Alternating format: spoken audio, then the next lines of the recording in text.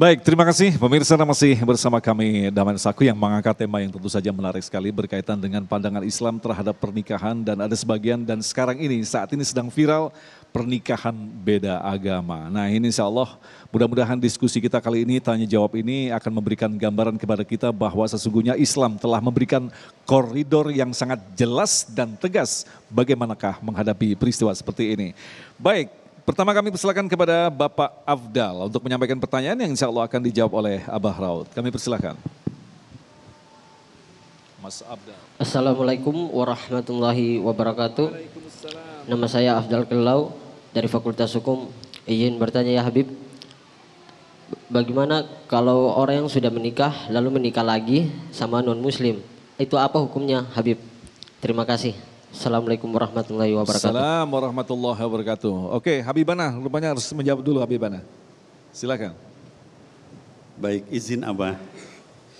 Bismillahirrahmanirrahim. Rabbi syrah li sadri wa yassir li amri wahlul 'uqdatan min lisani yafqahu qawli. Anakku Abdan dan juga para pemirsa yang mendengarkan. Pertama saya ingin menyampaikan bahwa Majelis Ulama itu sudah mengeluarkan fatwa ya. Jadi di muktamar yang kedua Majelis Ulama Indonesia itu memfatwakan bahwa pernikahan beda agama itu haram hukumnya. Satu. Yang kedua, Nahdlatul Ulama dalam muktamar ke-28 ya, kita yang ormasnya NU itu di muktamar ke-28 di Yogyakarta itu juga memfatwakan tidak sah hukumnya pernikahan beda agama itu. Lalu yang ketiga Muhammadiyah melalui Majelis Tarjih ya dan juga Majelis Tajdidnya itu juga mengeluarkan fatwa yang sama ya.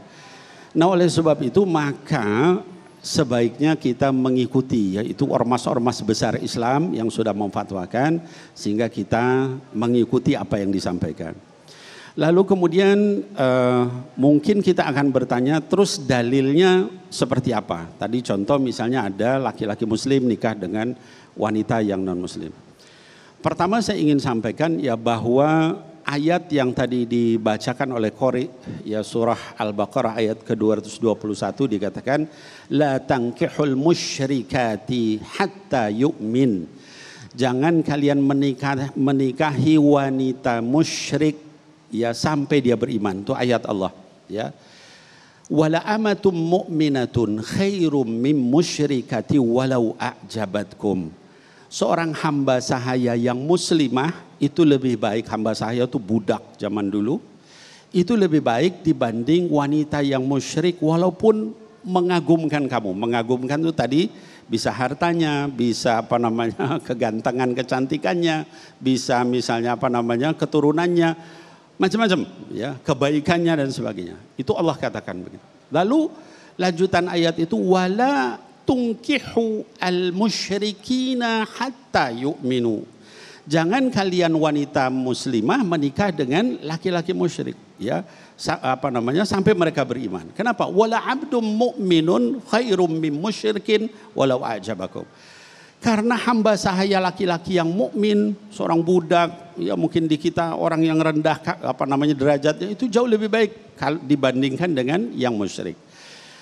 Ayat itu di surah Al-Baqarah menjelaskan kepada kita tidak dibolehkan menikah antar beda agama itu. Dan saya ingin menyampaikan hadirin wal hadirat sebenarnya kalaupun misalnya dari teman-teman yang non muslim sekalipun itu juga mereka nggak suka dengan itu ya. Itu ngacauin kalau bahasa kita itu ya. Jadi dalam agama itu ada 3 hal yang biasanya seluruh agama itu berpegang pada itu. Saat lahir, Mas Agung, saat menikah, saat meninggal itu nggak boleh diganggu gugat. Itu agama apapun ya.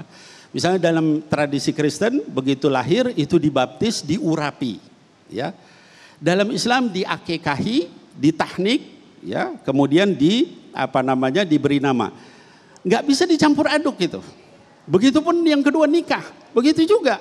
Kalau dalam Kristen ada tradisinya, ada aturannya ya. Dalam Islam begitu juga ada tradisi. Dalam Hindu begitu juga ya. Yang ketiga dalam meninggal begitu juga ada aturannya. Setidaknya 3 itu. Selain dalam hal lain.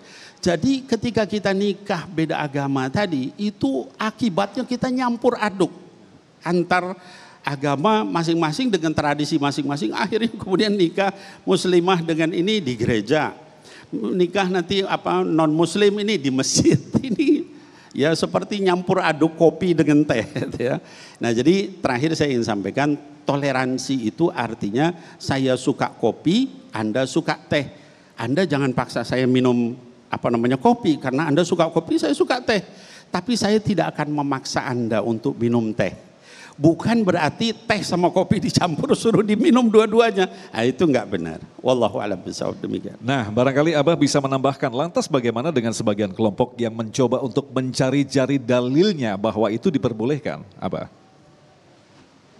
Al-Quran yang sudah tadi dibacakan oleh qori kita, kemudian hadis yang dibacakan oleh Habib kita, ini dua-duanya dalil qat'i. Apa itu dalil qat'i?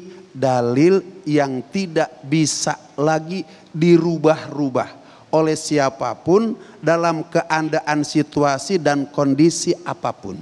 Di dalam ajaran agama Allah Subhanahu wa taala, yang hak itu hak, yang batil itu adalah batil. Pernikahan dengan sesama agama, suaminya adalah mukmin, istrinya adalah mukminah, itu adalah hak.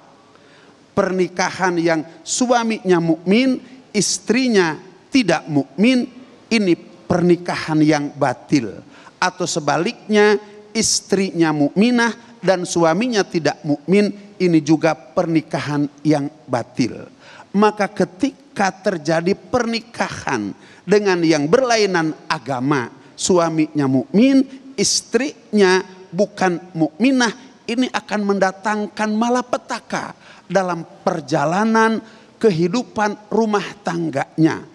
Ini bisa kita bayangkan, yang satu datang ke masjid tapi yang satu datang ke gereja. Yang paling menyusahkan nanti kepada anak-anaknya, mereka akan milih ibu atau akan milih bapak. Sedangkan tujuan daripada rumah tangga itu dijelaskan oleh Allah Subhanahu wa taala dalam Al-Qur'an, sakinah, mawaddah, warohmah. Sakinah itu tentram, adem ayem. Mawaddah saling mencintai, warohmah saling kasih dan mengasihi. Itu tujuan daripada pernikahan. Bagaimana mungkin pernikahan yang lain agama yang akan mendatangkan problem di masa-masa mendatang akan dapat mendatangkan sakinah, mawadah, warohmah. Sekali lagi saya ingin sampaikan, ada sebuah cerita ketika putri Rasulullah SAW, Siti Fatimah radhiyallahu anha, dilamar oleh dua orang. Yang dua orang ini semuanya mukmin, semuanya bertakwa kepada Allah Subhanahu wa taala, tapi Rasulullah memilih yang paling iman, memilih yang paling bertakwa. Padahal yang datang yang pertama adalah yang bernama siapa Pak Gung? Abdurrahman bin Auf. Kuda yang dibawa tapal kakinya pakai emas. Kemudian pelanaknya dihias dengan emas. Kemudian ada inten-inten berlian yang menghiasi pelanaknya. Kemudian membawa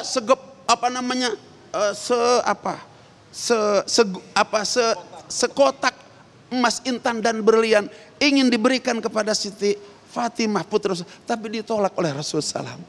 Karena pikir masih ada yang lebih beriman, lebih bertakwa ketimbang Abdurrahman bin Auf radhiyallahu anhu. Yang datang siapa? Yang kedua Sayyidina Ali, tidak pakai sendal, bajunya tambalnya sudah 7.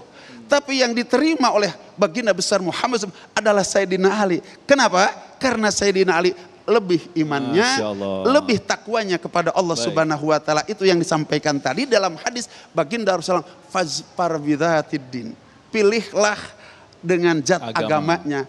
Taribat yadak, engkau akan bahagia dunia, akan bahagia akhirat. Masya Allah, sangat lengkap sekali. Dan mungkin nanti Habib ini semakin menarik sekali diskusi kita. Lantas bagaimana dengan kelompok-kelompok yang memberikan alasan ini adalah untuk toleransi? Jawabnya nanti ya Habibana, kita simpan dulu. Kita akan jawab selepas pesan-pesan berikut ini. Tetaplah bersama kami, Damai Indonesiaku.